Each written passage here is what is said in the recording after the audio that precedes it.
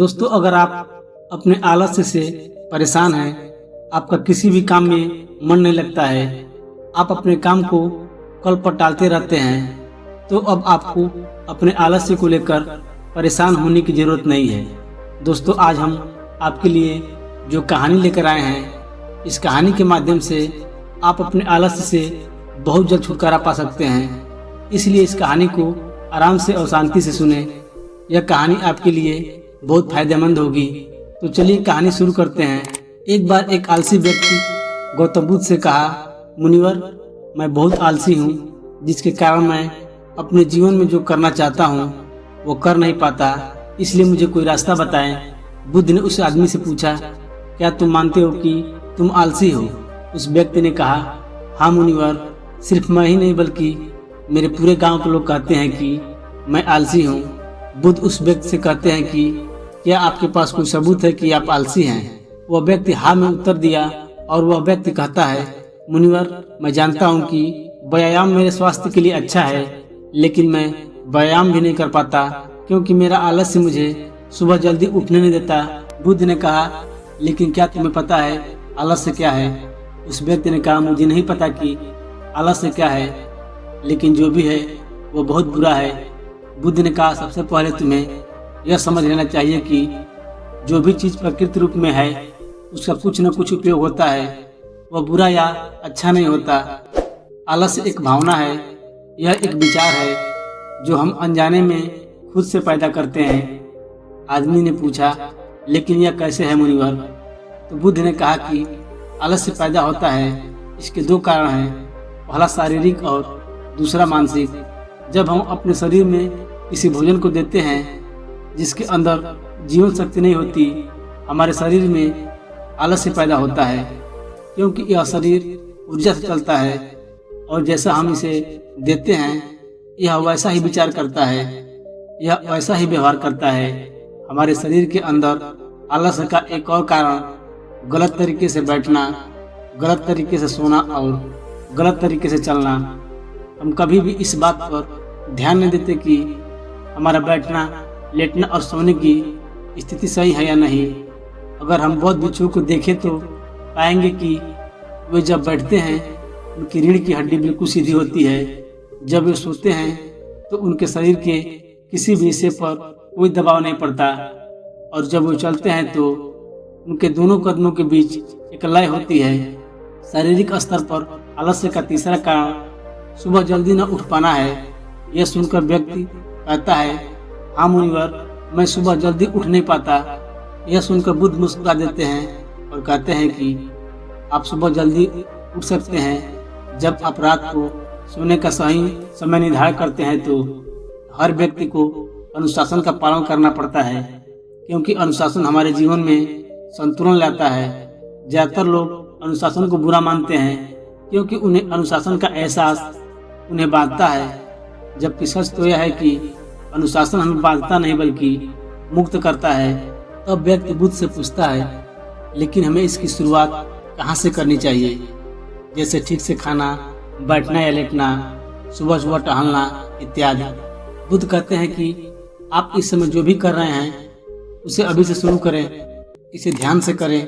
पहले आप मन के स्तर पर आलस्य को समझें, अन्यथा अधिकांश स्थितियों में मन ही है जो शरीर के कारण आलस्य पैदा करता है, क्योंकि मानसिक आलस्य का पहला कारण हमारी पुरानी गलत धारणाएं हैं। हमें लगता है कि हम ऐसा करने में सक्षम नहीं थे, पिछली बार भी ऐसा किया था, इस बार भी हम ऐसा नहीं कर पाएंगे। जब हम खुद को सक्षम नहीं मानते हैं तो आलस्य अपने आप ही हम पर हावी हो जाता है। दूसरा कारण है छोटे और आलसी लोगों का साथ देना। कभी कभी ऐसा होता है कि आलस्य हमारे अंदर नहीं होता है, लेकिन दूसरे लोगों की वजह से हमारे अंदर आ जाता है, क्योंकि हम आलसी लोगों की संगत करते हैं।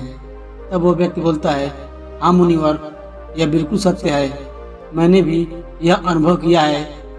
तब बुद्ध ने कहा, तीसरा कारण है मन की स्पष्टता का अभाव। मान लीजिए कि आप किसी जंगल में खो गए हैं और शाम हो गई है और आपको पता नहीं है कि आपका घर किस दिशा में है, तो क्या होगा? क्या आप आलसी होकर लेटे रहेंगे या अपने घर की तलाश में कोई रास्ता खोजेंगे। उस व्यक्ति ने कहा कि मैं बाहर जाऊंगा घर की तलाश में। तभी बुद्ध ने कहा, अगर बहुत कोशिश करने के बाद भी तुम्हें घर का रास्ता ना मिले तो तुम क्या करोगे?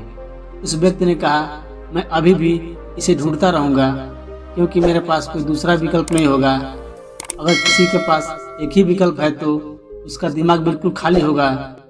यदि आप व्यायाम नहीं कर पा रहे हैं तो इसका कारण आपके मन में स्पष्टता की कमी है, जिसका आपको भविष्य में सामना करना पड़ेगा।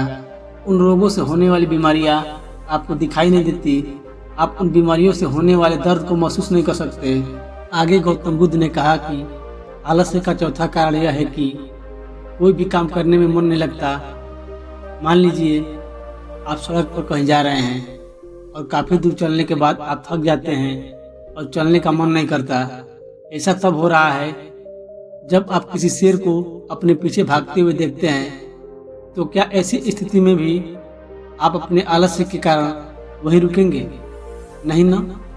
तो समझ लीजिए कि आलस्य आपको वह काम करने से रोकता है जिसे करने का कोई बड़ा कारण नहीं है।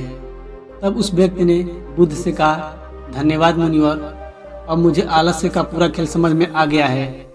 भगवान गौतम बुद्ध उस आलसी व्यक्ति से कहते हैं, मेरी एक बात हमेशा याद रखना, जहाँ स्पष्ट हो या कोई काम करने का कोई बड़ा कारण हो, वहाँ कभी आलस्य नहीं हो सकता। दोस्तों, आलस्य मनुष्य का सबसे बड़ा शत्रु है, क्योंकि आलस्य जीवन में कभी भी प्रगति नहीं कर सकता। आलस्य मनुष्य को इतना निकम्मा बना देता है कि उसे परिश्रम से घृणा हो जाती है और वह सदैव आराम की अवस्था में ही रहना चाहता है। इसके लिए मेहनत के चश्मे की जरूरत होती है, जो आलसी व्यक्ति के पास नहीं होता। आलसी व्यक्ति को आलस्य दिन ब दिन अपनी चपेट में ले लेता है, जिसके परिणाम स्वरूप वह दिन ब दिन मेहनत से भागने लगता है। मेहनत ही खत्म हो जाती है।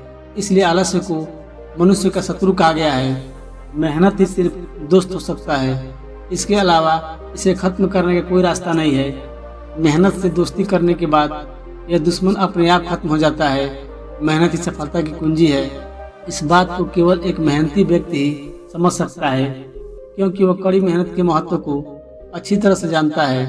वह जानता है कि कड़ी मेहनत ही उसकी सच्ची दोस्त है और इस दोस्त की मदद से वह अपने जीवन में प्रगति करेगा।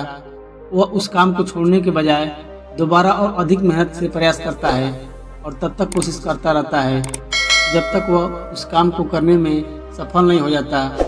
इसके विपरीत आलसी व्यक्ति किसी छोटे से काम को करने की कोशिश करता है।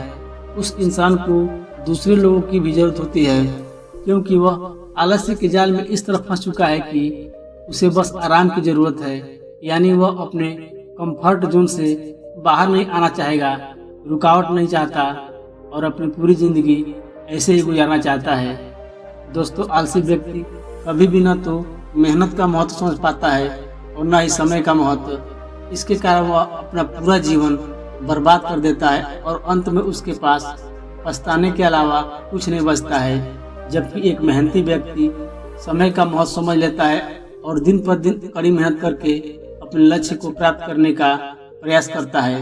इसलिए आपको हमेशा मेहनत से दोस्ती और आलस्य से दुश्मनी रखनी चाहिए। दोस्तों, मुझे उम्मीद है कि आपको इस कहानी से बहुत कुछ सीखने को मिला होगा। आप गौतम बुद्ध द्वारा बताए गए उपाय से अपना आलस्य दूर कर सकते हैं